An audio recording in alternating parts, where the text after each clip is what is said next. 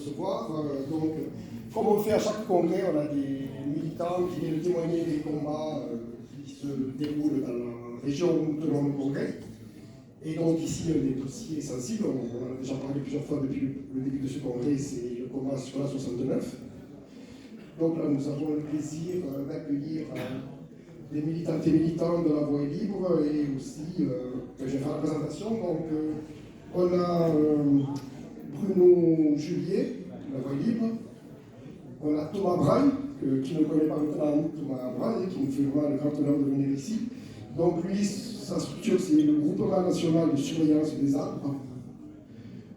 Nous avons Michel Costado, de la Voix est libre, et Evelyne Griader, de la Voix est libre aussi.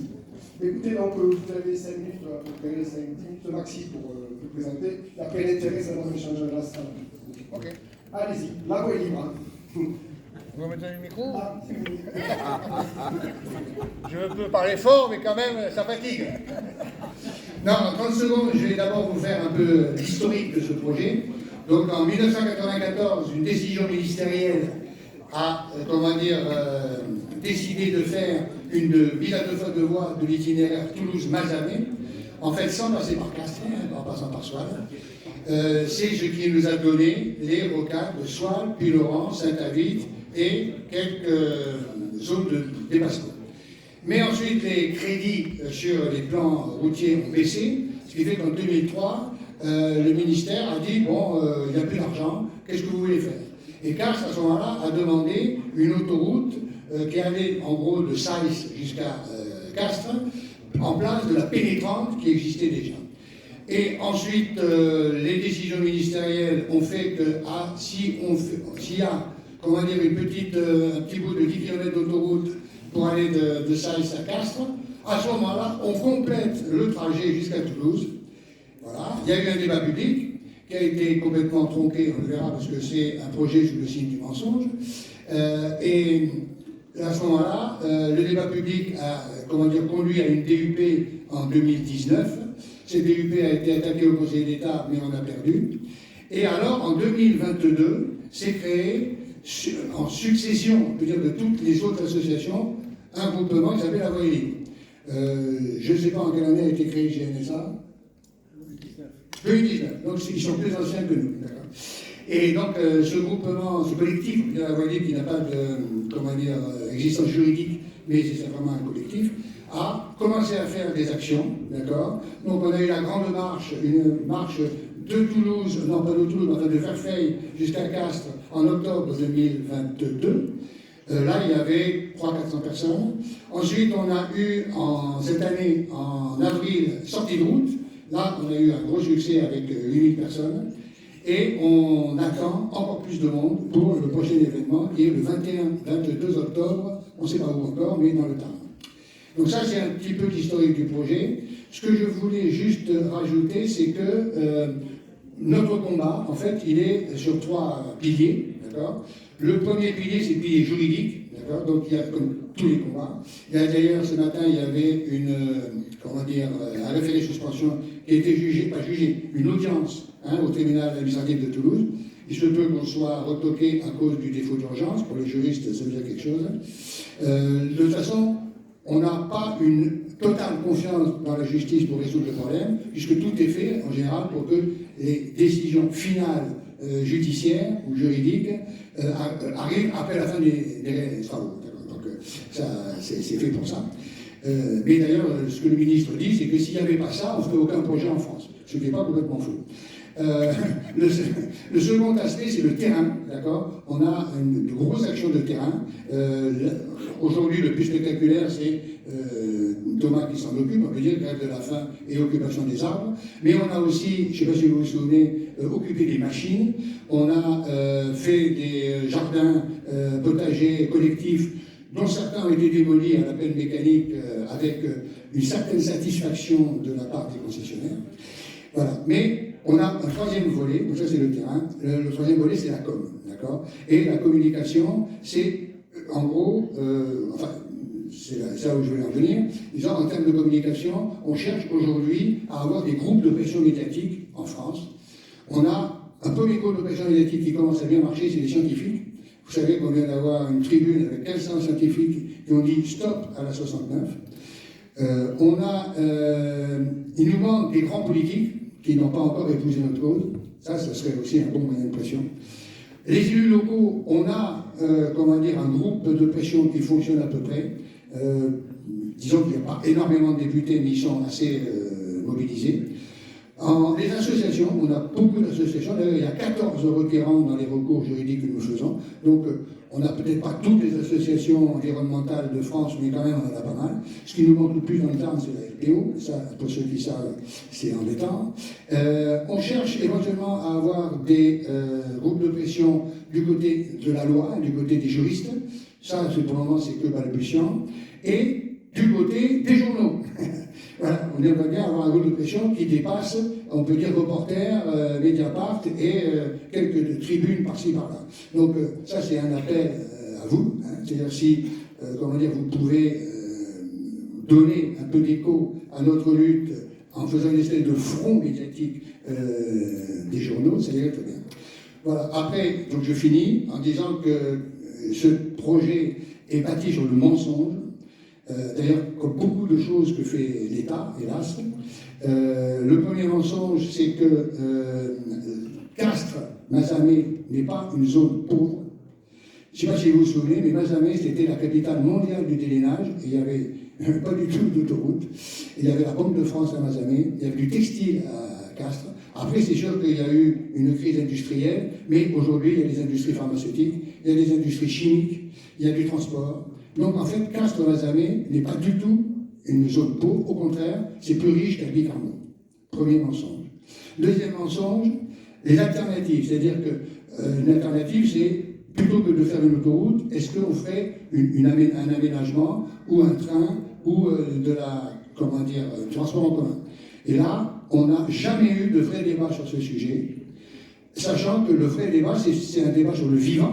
Hein, c'est-à-dire, l'alternative, c'est celle qui protégerait le plus le vivant, y compris les hommes, mais aussi les animaux, la végétation, etc. Parce qu'on vient de découvrir, tout à fait par hasard, que l'homme fait partie du vivant, et qu'en détruisant le vivant, finalement, c'est nous qu'on sabote. Et donc, ça aussi, c'est un mensonge, à savoir qu'il n'y a jamais eu d'études alternatives.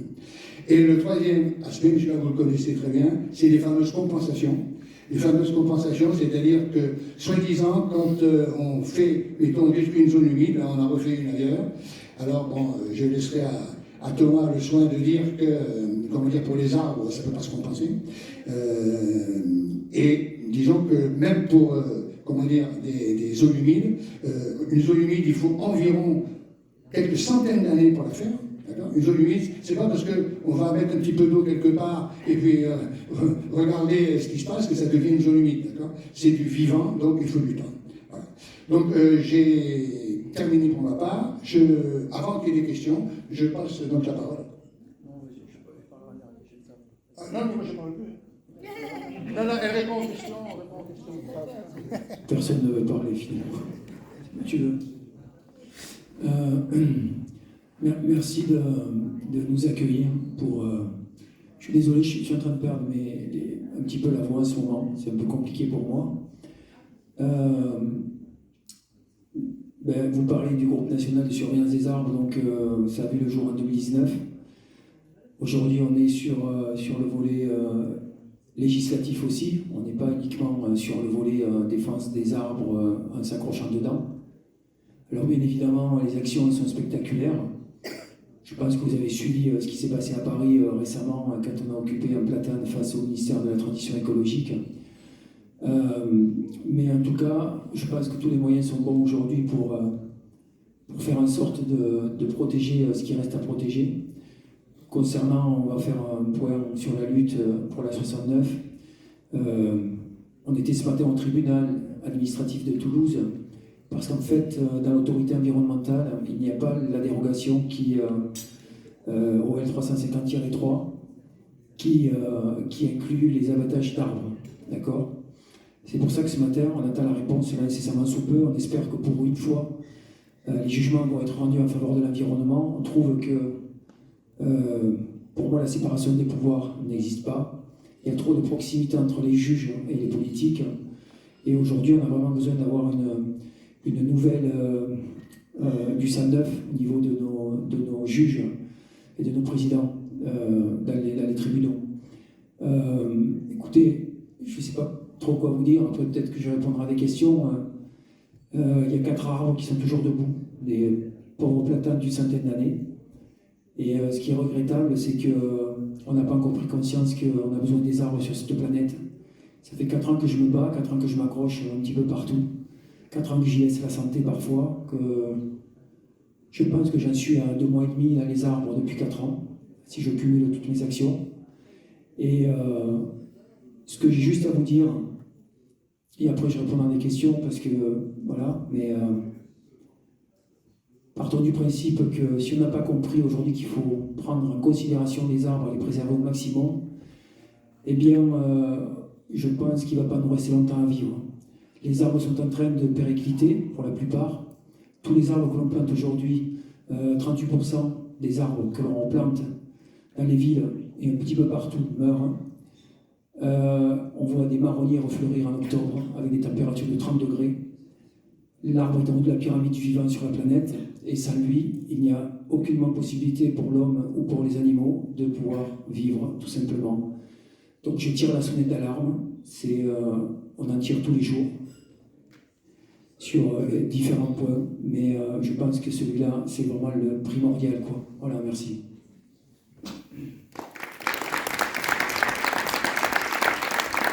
Donc Thomas continuait le jour de grève de la faim, et c'est lui qui avait commencé à Vendine à essayer de sauver les arbres d'alignement de Vendine. Et là, tu avais passé un mois dans l'arbre, presque 3 semaines 10 jours dans l'arbre, d'accord. Je complète, c'est toi qui me l'as dit, donc je le répète volontiers, ça, comment dire, un rapport aux compensations. Un arbre d'une centaine d'années, ça a environ 800 000 feuilles, d'accord. Les arbres par lesquels on les remplace pour compenser celui qu'on a coupé, il a environ 800 feuilles. Donc le rapport, c'est en gros 1000. Donc quand déjà ils nous disent qu'ils plantent 4-5 arbres pour tous ceux qui coupent, vous vous rendez compte que c'est du vent. Deuxièmement, ces arbres, il faut les arroser. Alors qu'un arbre de 100 ans, on n'a jamais vu quelqu'un qui l'arrose. D'accord. Donc le GNSA nous a aidé à faire un gros travail sur la protection des arbres et on le remercie. Merci. Il a bien fait de reparler de compensation parce que je voulais vous en parler, j'ai donné un peu le micro un petit peu tôt. Partie du principe aujourd'hui que la compensation n'existe pas. C'est quelque chose qui est inventé par l'homme. Tout ce qui est détruit sur cette planète ne peut pas être reconstruit ailleurs. Quand c'est perdu, c'est perdu. La planète n'est pas exponentielle, elle a un volume bien défini à nous donner. Donc tout ce qui est détruit, c'est foutu.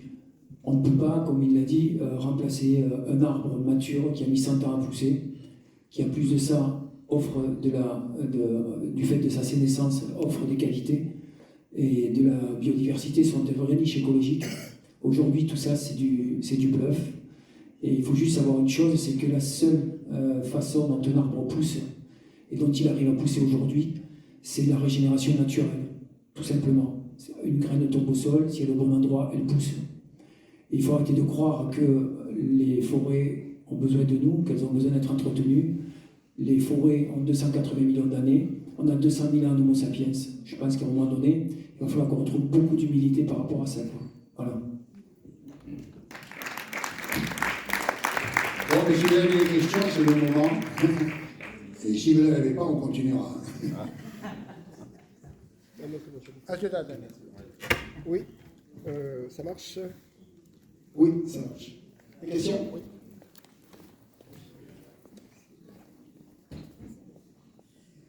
Donc merci pour votre intervention.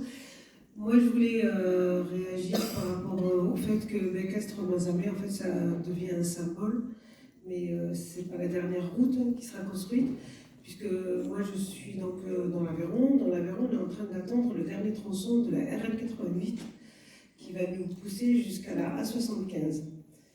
Et on le prend, alors quand je dis on, c'est la population, en Aveyron, on le prend comme un progrès.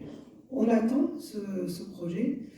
On a d'ores et déjà une enveloppe de plusieurs millions d'années, plusieurs millions d'euros. Ça fait 30 ans qu'elle est attendue, donc voilà, le lapsus. Plusieurs millions d'euros qui vont être dépensés pour gagner 20 minutes sur le trajet. Alors, pourquoi gagner du temps? On peut aussi se poser la question. Mais en tous les cas, c'est un projet qui est plébiscité par la population, par les élus qui ont porté le projet, et on est en train d'attendre aussi l'État. Et visiblement, l'État freine des cas de fer. Il y a un problème de financement. Donc, alors c'est pas une question, c'était une remarque, mais je me disais, est-ce que ce projet a encore un sens si on doit faire référence en plus au débat qu'on a eu mercredi sur l'urgence climatique? Est-ce que c'est toujours d'actualité? Est-ce que voilà? Et peut-être avoir votre avis aussi sur ce dossier, parce que nous les journalistes, on appelle en jeu, on le traite avec le prisme des chiffres qu'on nous donne, mais est-ce que ça a un sens aujourd'hui?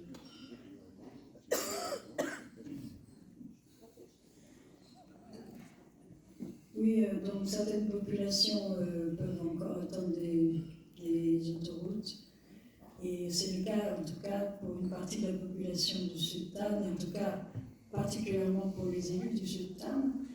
Mais c'est aussi parce que je pense qu'actuellement, une grosse difficulté, et c'est là aussi où on a besoin des journalistes, nous en tant que collectif, parce qu'on réfléchit vraiment sur l'avenir presque on va dire, de la civilisation et de l'humanité. Alors ça paraît énorme de dire ça, mais quand on écoute ce que disent les climatologues, je veux dire, il faut changer de paradigme.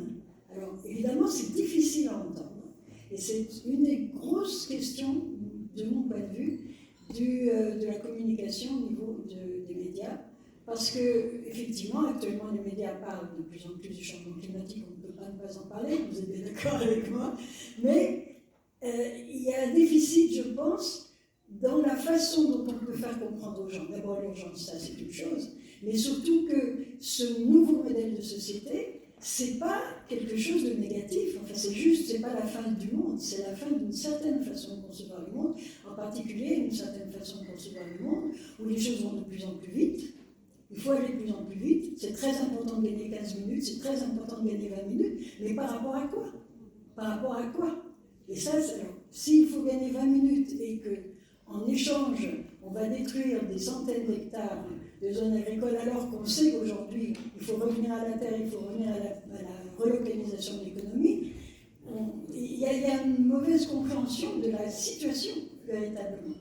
Donc il me semble aujourd'hui que la réflexion doit vraiment porter sur qu'est-ce que ça va, où on en est aujourd'hui et pourquoi on voudrait continuer à faire des autoroutes. Et il y a plusieurs pays en Europe qui ont renoncé aux autoroutes. Et même notre ministre des Transports, Clément Beaune, qui est un peu sous la pression, il faut bien le dire, eh bien, il commence à dire oui, bien sûr, mais nous allons arrêter avec les nouvelles autoroutes. Pourquoi? Parce que c'est plus le moment. Voilà, donc c'était la réponse que je vais vous donner. Je voudrais moi juste rebondir sur une des dernières choses que vous avez dites. Vous prenez les chiffres qu'on vous donne. Alors je dis, moi, attention, je vais vous donner un exemple. Il est dit, il est ressassé par les politiques, entre autres du Tarn, et voire plus, que 75% de la population aujourd'hui est favorable à l'autoroute. Alors ce chiffre, il vient d'où? Il vient d'un sondage d'Atosca, commandé par Atosca et fait par Adoxa. Ce qu'il faut savoir aussi, c'est aussi plonger dans les questions qui ont été posées dans ce sondage-là. Donc avant de prendre un chiffre, je pense qu'il faut aussi analyser le pourquoi des réponses qui ont été données. Si demain, moi, je pose la question, est-ce que vous voulez ou non payer des impôts, la plupart des gens vous diront non. Si vous expliquez pourquoi vous payez des impôts, la réponse risque de changer.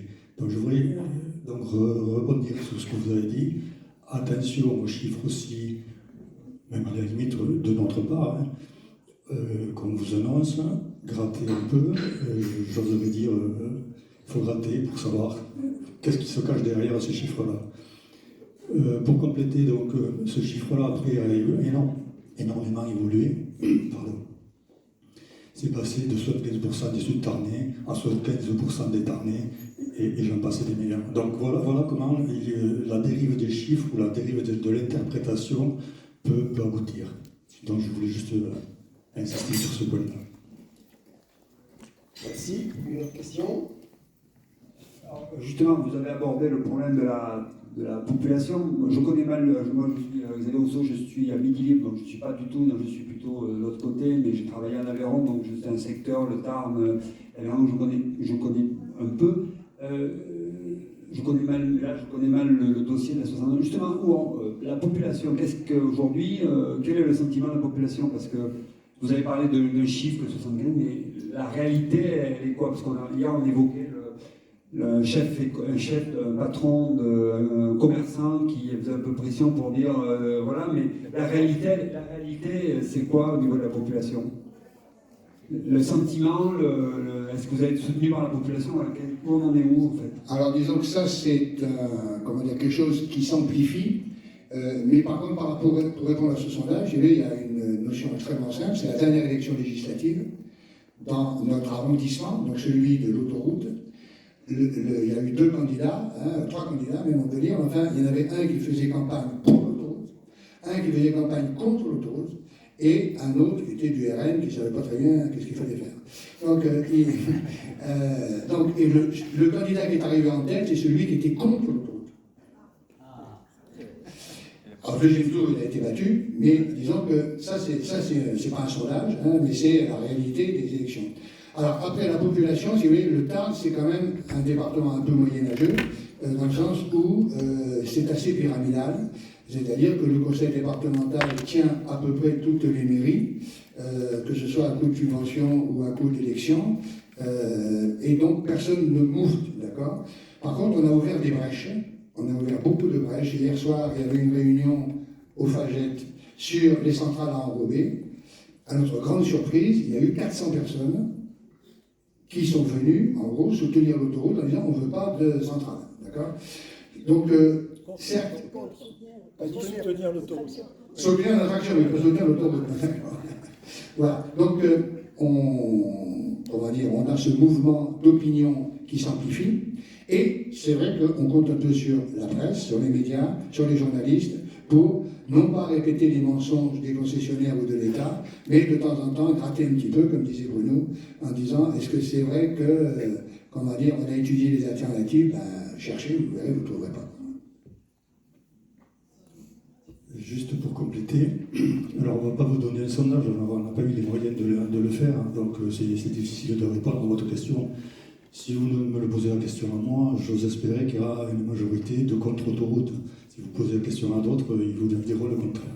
Donc il n'y a aucune source, on va dire, absolument fiable. Ce qu'on peut dire quand même, c'est qu'il y a eu une réunion à Telat, donc c'est un petit village de 500 habitants, qui a réuni plus de 130 élus qui sont positionnés contre l'autoroute. Voilà, ça, ce sont des chiffres qu'on peut avancer en toute certitude. Ensuite, des pressions, ça a été dit, des pressions, je pense qu'un certain nombre de journaux, par leur direction, l'ont. Au niveau des communes, c'est la même chose. Je suis élu donc à Telat, sur une petite commune. On s'est fait retoquer sur une dotation. C'est pas un hasard, même si le préfet nous dit le contraire, ce n'est pas un hasard. Donc des pressions, il y en a de toutes parts. Pour répondre à vos questions, on ne peut pas répondre de façon objective. J'aimerais juste rappeler que quand même l'enquête publique environnementale, elle a donné 90% d'avis favorables sur 6200 avis déposés. Des personnes donc qui d'elles-mêmes sont allées déposer un avis. Ça n'a rien à voir avec un cabinet de sondage, Odoxa, qui appelle des personnes, qui en appelle 600. Et vous voyez le ratio entre 6200 et 600 personnes, et ensuite on vous pond qu'il y a 75% des Tarnais qui sont pour. On a vu fleurir des campagnes d'affichage avec marqué 75% des Tarnais sont pour l'autoroute. En bas, normalement, vous avez l'annonceur sur une campagne d'affichage. Vous voyez dans les villes. Là, qui l'a financé en fait? À Tosca, le département, l'État, la région, on ne sait pas. Donc c'est là-dessus que nous, on est vigilants. La Chambre de commerce et d'industrie, hier, a fait un appel aux 22 000 entrepreneurs du Tarn, en envoyant un mail, en leur disant ils l'ont envoyé à 14h, et je crois que c'était à 15h30 qu'il fallait qu'ils répondent, ou quelque chose comme ça. Ils avaient 1h30 pour répondre. Il y avait marqué, à partir du moment où vous ne répondez pas à ce mail, nous considérons que vous êtes pour l'autoroute. Voilà. Ça, c'est le Tarn. Aujourd'hui, on en est là. Voilà. Pardon, tu veux ajouter quelque chose? Oui. Et moi j'habite à Castres, donc en ce qui concerne la population de Castres, une partie de la population, je pense que c'est même pas vraiment c'est même pas vraiment son problème, parce qu'au fond, on vit très bien avec la RN 126, je veux dire qu'il n'est absolument pas saturé. De toute façon, l'autoroute ne sera pas rentable, ça on le sait d'ores et déjà, puisque sur l'ensemble du tronçon, grosso modo, on évalue environ 4 ou 5 000 véhicules jour, alors qu'il en faudrait 13 ou 14 000 pour que l'autoroute soit rentable. Donc, pour beaucoup de personnes, en plus, beaucoup de personnes qui vont régulièrement à Toulouse, ils vont en bus. Bon.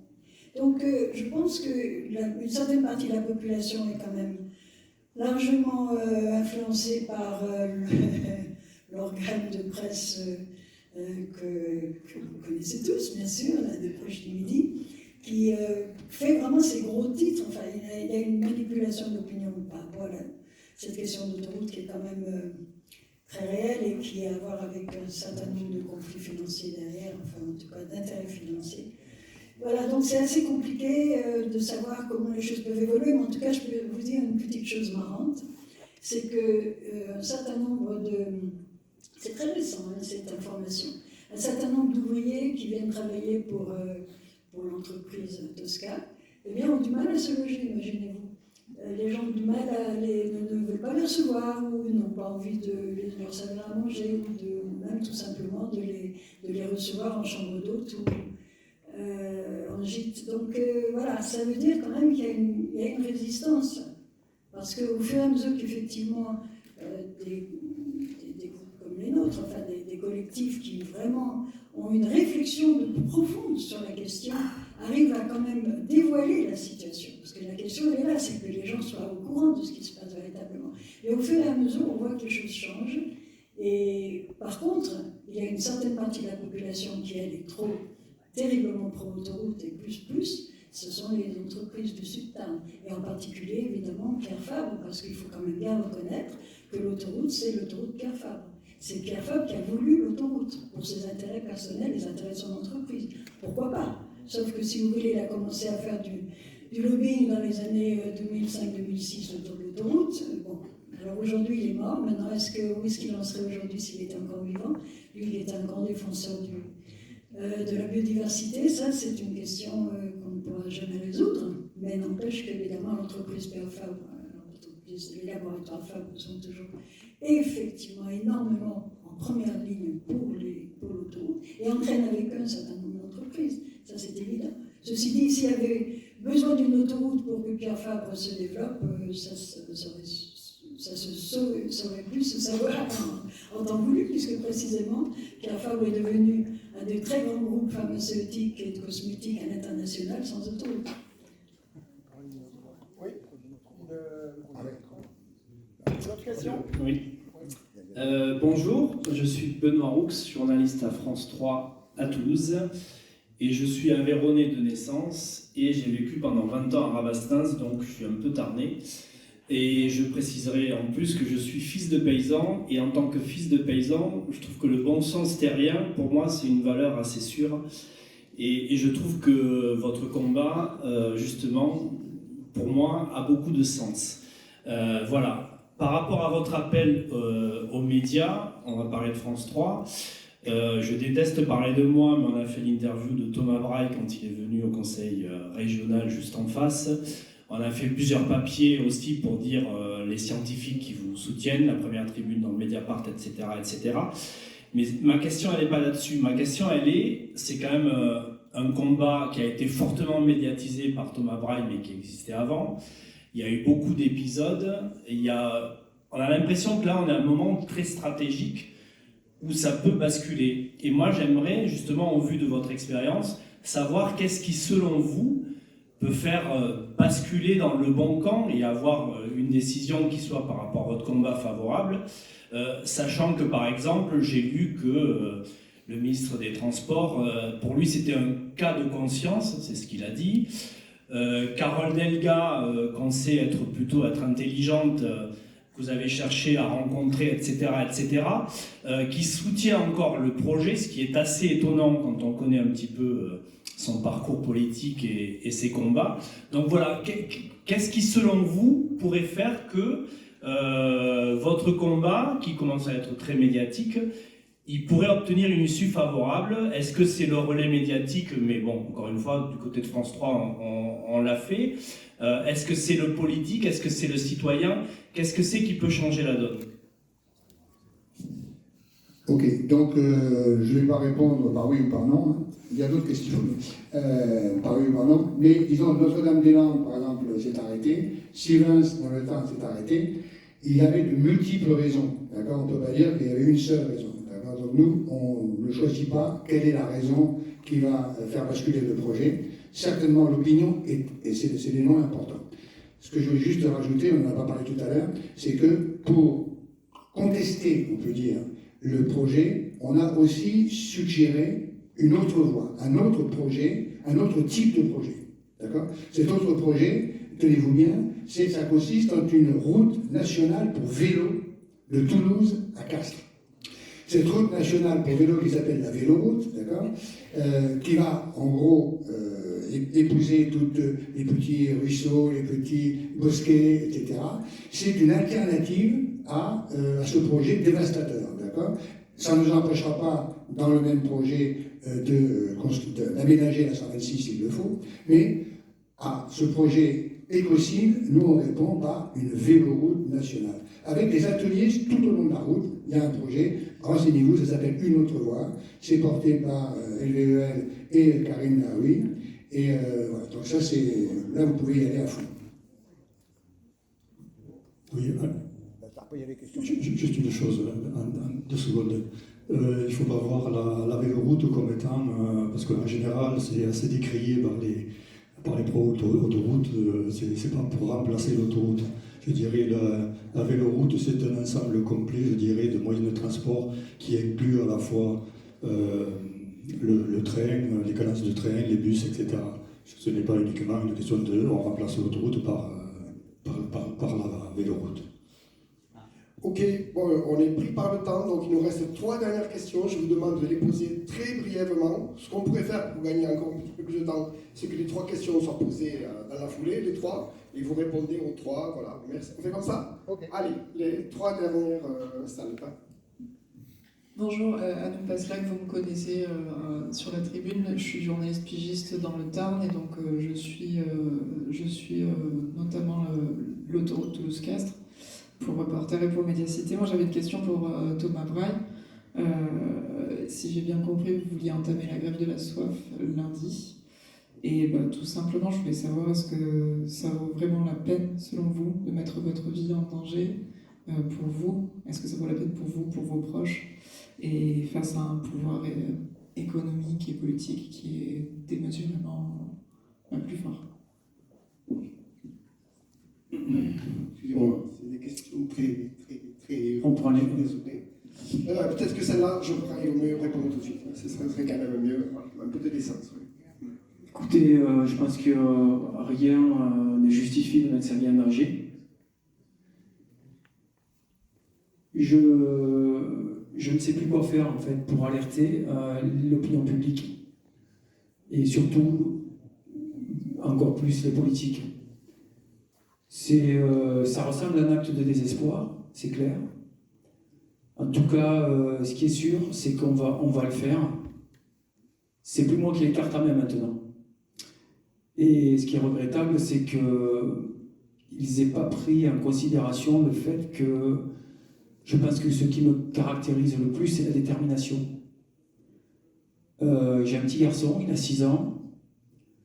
J'ai nullement envie que dans 20 ans, il se retrouve encore en train de se mobiliser pour des grèves contre le climat, enfin pour le climat, pardon, qu'il se fasse gazer, qu'il soit face à des CRS.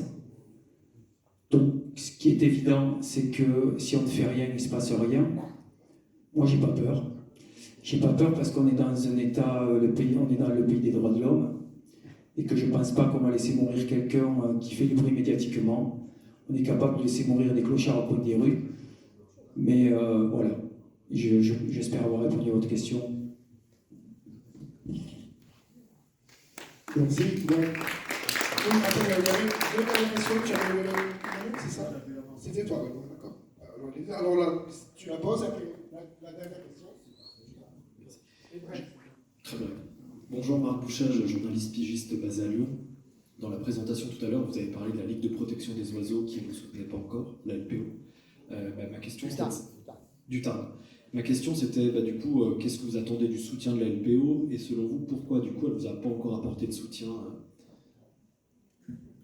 Et dernière question, notre Dominique Trinalier, présidente de l'affiche quand même, je suis au passage. Bonjour, c'est pas une question, je suis effectivement présidente de la Fédération internationale des journalistes et je voulais vous remercier. Je voulais vous remercier parce que vous êtes notre fierté, toi Thomas et tous les autres. Vous êtes nos vigiles lucides et courageuses. Et la France, patrie des droits de l'homme, qui n'a pas trop de raisons de se féliciter à l'étranger en matière de liberté d'expression ou d'information. Et nous sommes ici en congrès, malheureusement, trop au fait de tout ce qui nous arrive pour ne pas affirmer qu'on cherche à empêcher les journalistes de travailler tout le temps. Mais grâce à vous, nous, on a la fierté à l'étranger. Vous n'êtes pas les premiers dans le monde à défendre le vivant, à défendre le futur. Et cependant, votre combat, il est vachement important. On a déjà tweeté dessus parce que ça redonne la fierté et du courage à d'autres. Merci. Donc je réponds rapidement sur la LPO. Donc simplement, le département et la région ont confié des contrats à LPO pour sauvegarder les oiseaux qui allaient être détruits par l'autoroute. Donc ils sont un peu engagés, on peut dire, avec les autorités. Voilà. Et comme ils sont certainement très performants pour les oiseaux, mais ce ne sont pas des gens forcément très courageux, on ne les a pas encore avec nous, même si ça pourrait venir. Attends, je voudrais juste finir pour dire que cette autoroute, de toute façon, il est mal parti. Il faut que les politiques le comprennent. Cette autoroute sent mauvais. On ne fait pas une autoroute sous la protection des gendarmes. On ne fait pas une autoroute avec des gens qui risquent leur vie. On ne fait pas une autoroute avec une population manipulée. C'est là où nous allons gagner. C'est-à-dire que quoi qu'il arrive, personne ne tirera un profit sain parmi les politiques de cette réalisation. Et c'est ça qu'il faut qu'ils prennent comme conscience, et ça pourrait aller très très vite. Justement, c'est bon, on finit là? Juste un complément. Je vais essayer. Juste, là, côté LPO aussi, si je ne me trompe pas, ils interviennent au niveau de Pierre Fabre. Bon, je vous ferai le lien que vous voudrez. J'avais autre chose, mais j'ai oublié. Excusez-moi. Bien. Eh bien, merci beaucoup. Et merci.